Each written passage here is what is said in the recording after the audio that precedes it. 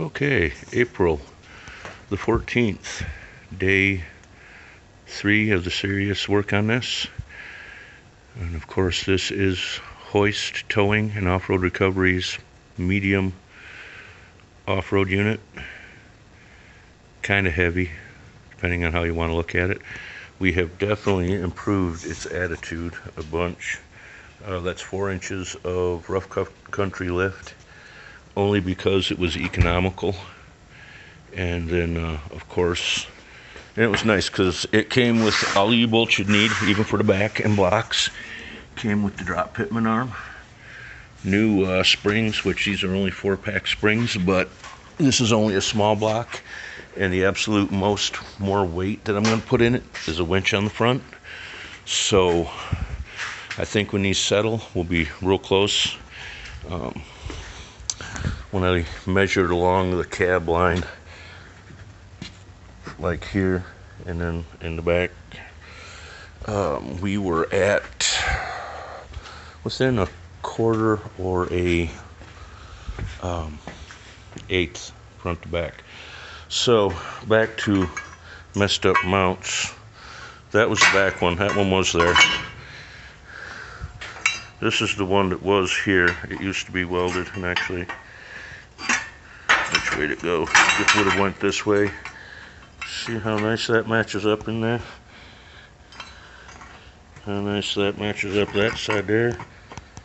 Ish. Definitely this side. Anyway, when I was pulling on it, it just crushed those up. It had this little tab doing I don't know what, and these were the fronts. That was pretty much what was holding the bed slash box, and the box actually supports a bunch of weight at the back. I don't know. These might have been crushed out prior, who knows. So right now the only debate I'm having, and I'm going to double check, see where the other holes line up. If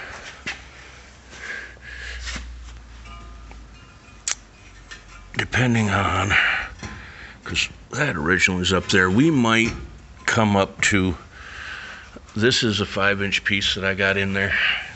I'm just kind of looking. I would like to have the top of the headstand at or below the top of the roof, because I'm trying to kind of keep my center of gravity down, I guess would be the best way to look at it. So absolute worst case, we come up another inch, come up to 6 inches, but right now I'm liking 6 and 3. Was going to go lower and do 2-inch, but I think the 3-inch, that'll give me cross member space. I have to come up with cross member here, and it can either go under or over. So we'll be doing bed supports. I'm really thinking we're gonna take and cut this bed probably right dead in the middle, and then we're gonna make 3 pieces out of it, bed slash box, and then we will disassemble it here. Most likely we'll have to see where we make the separation. Probably in the corner would be the best. Like I said, I got to figure it out, because I want this bed, I want to set it up like the new trucks are, where Challenger mud flaps, where the toolbox is unmount. And what we'll do is we'll use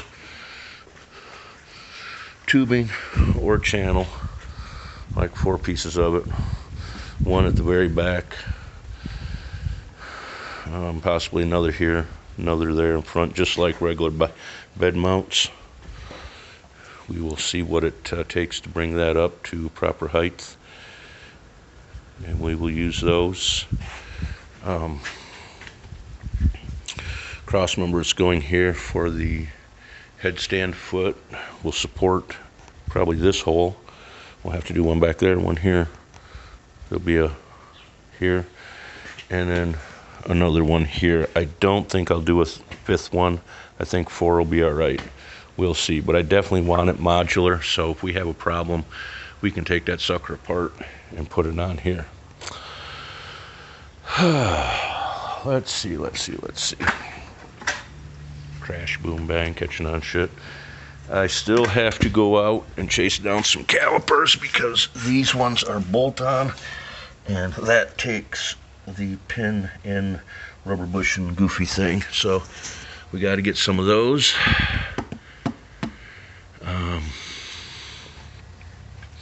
Got to go out and bounce it around a little bit and get it settled and retighten everything. Got to recover my socket off the nut. We got it apart, but it didn't want to relinquish the socket once I put it back together. So we'll get wiggling. We'll get that out. We need to start seriously thinking about /bumper /winch mount, what we're going to do there, because at the very least we definitely need a receiver pin in the front. Yeah, it really changed its attitude. We stepped it up there a bunch. So we already cleaned up the other text message. Like I said, this shit was on there. This one was actually, this piece was on the other side. I'm gonna say, and you can see where that was welded on. I mean, that's some bullshit to use for that. And then the reason for the plate, this is because where it happened to come up back here, they used it or they made it, instead of doing a hole or doing something else, they just slapped this up against their plate on the inside and called it good. So that's one more thing. Yeah. What else do we got to hunt up? We got our dually width Dana 60. Yeah, Dana 60, my ass. 5 1/4 sterling. I need an education on that. It might still be a 60, like a Dana 70. Or I mean a Dana, but instead of a 60, a 70. I'm not real sure. Anyway, like I said, we're going to be changing this one out, but we really need to. You can kind of see the spring pucker and how shit's tweaked like it ain't supposed to be. So when you kind of eyeball down there, you can see how it's kicked, and it's kicked over at the bottom. We got to get that tightened up before we change an axle. You can see that's the cleaned off version of the frame rails. You got to clean all that old weld off. And this is just a mock-up for the tower. Like I said, I haven't decided. I'm going to make a decision here in just a second on whether we're going to go with 5 or 6 inches and then adjust appropriately. Like I said, my main goal is to keep the top of the headstand, winch stand at or below the top of the truck.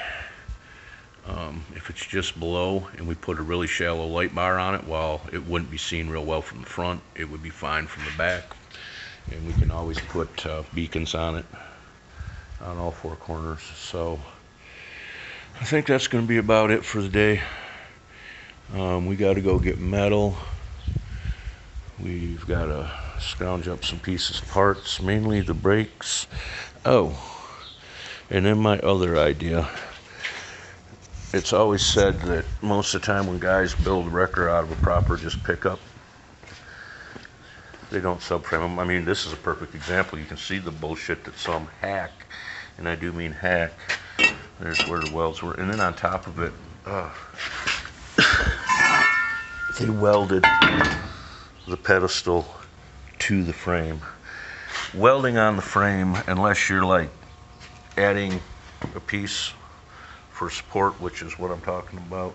I'm thinking about, I might have a piece of metal with the right profile out back on the RV. I guess we won't walk all the way out there to beef that frame through the most stressed part, which is here on out and up underneath the cab. So we don't want to break a truck. If we break a truck, we'll learn from it, but It's kind of messed up because this is 50-50 school for adjustments I'm making on Red Bob. Red Bob is set up almost identical to this. His frame is cut off right about where this one is, but I unbolted the shackle and flipped it upside down, which in turn pushed the rear end down, which in turn made it so I could get rid of that block. I don't like blocks in between my leaf springs and my axle because it's just one more thing that you can have shit out on you, or shit out ain't exactly the right word, but flip. And of course, I put 4 inches of lift in the front. This is stock springs in back, and we're almost level. Let's see, where's the if we were doing the that shocks, put them over here. If we were doing this with the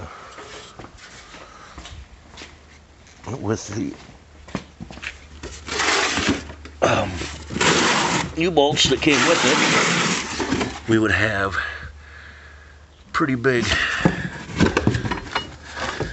kind of wimpy blocks in there. I really don't want that. It's nice though, we got a new set of front leaf springs because I reused the stock ones. I'm gonna need longer ones for the thicker springs on Red Bob. Red Bob's getting a Cummins, I'm thinking. Anyway, enough talk. Now we're over the 10-minute limit. So we're out. We're gone. I hope everybody has a great day out there, and we'll see you on up the road. And for anybody that watches and have seen Mopar Al, he says about the same thing. I didn't steal it, he didn't steal it. It's just a saying that people used to say. And if you're churchy, it would be on up the road, not necessarily down the road. But with us, we're just going to see you on down the road. There's a quick glance in from the front. Got the drop panhard bar, keeping the panhard bar at the same level as the steering links with the drop pitman, which is the piece that's got the tag on it. So it's looking good. We're coming along. And like I said, I hope y'all have a great day, and we'll see you down the road.